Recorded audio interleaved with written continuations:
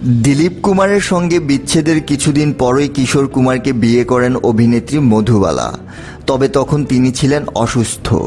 কিশোর কুমার জানিয়েছিলেন ভালোবাসা থেকে নয়, বরং কথা রাখতেই তিনি এই বিয়ে করেছিলেন। মধুবালা ও দিলীপ কুমারের প্রেম নিয়ে একসময় মুখর ছিল মুম্বাই ফিল্ম ইন্ডাস্ট্রি, কিন্তু অভিনেত্রীর বাবার বাধার কারণে সেই সম্পর্কে ফাটল ধরে এবং দুইজনের বিচ্ছেদ ঘটে। কিছুদিন পরেই কিশোর কুমারকে বিয়ে করেন মধুবালা। তাদের এই বিয়ে অনেককে চমকে দিয়েছিল, কারণ তাদের প্রেমের কথা তখন গোপন ছিল। তবে মধুবালার শরীর তখন ভালো যাচ্ছিল না। বলা হয় দীর্ঘ রোগ ভোগের সময় কিশোর কুমার তাকে মায়ের বাড়িতে রেখেই চলে যান।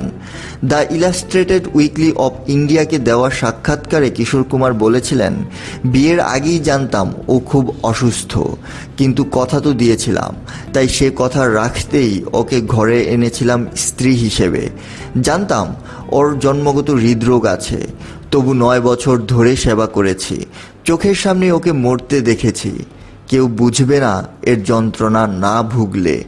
ও অসম্ভব সুন্দরী ছিল, আর কত যন্ত্রণায় মারা গেছে সেটা চোখে না দেখলে বিশ্বাস হবে না।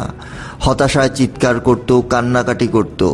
এত প্রাণোচ্ছল মানুষ 9টা বছর বিছানায় শুয়ে থাকবে, এ কল্পনাই করা যায় না। ডাক্তার বলেছিল ওকে হাসি খুশি রাখতে হবে। আমি তাই করেছি ওর শেষ নিঃশ্বাস পর্যন্ত। কখনো হেসেছি, কখনো কেঁদেছি ওর সঙ্গে।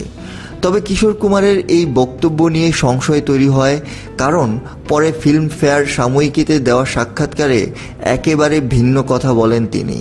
সেই সাক্ষাৎকারে কিশোর কুমার বলেন, মধুবালার সঙ্গে আমি প্রেমে পড়িনি কখনো, বরং ওর প্রেমিক ছিল আমার বন্ধু দিলীপ কুমার। আমি তো শুধু ওদের বার্তা পৌঁছে দিতাম। বিয়ের প্রস্তাবটা দিয়েছিল মধুবালাই। এমনকি যখন আমার প্রথম স্ত্রী রুমা তখনও আমার সঙ্গে ছিল, তখনও মধু বলতো, ওকে কখনো ছেড়ো না, না হলে আমি তোমার হয়ে যাব। মধুবালার পরিবারের ভাষ্য অনুযায়ী চিকিৎসকেরা তখন বলেছিলেন অভিনেত্রীর পক্ষে শারীরিক সম্পর্ক কিংবা সন্তান ধারণ কোনো কিছুই সম্ভব নয়। সেই বাস্তবতা হয়তো প্রভাব ফেলেছিল কিশোরের সিদ্ধান্তে। একজন ঘনিষ্ঠজন বলেন, আমরা বলছি না কিশোরদা ভুল করেছিলেন।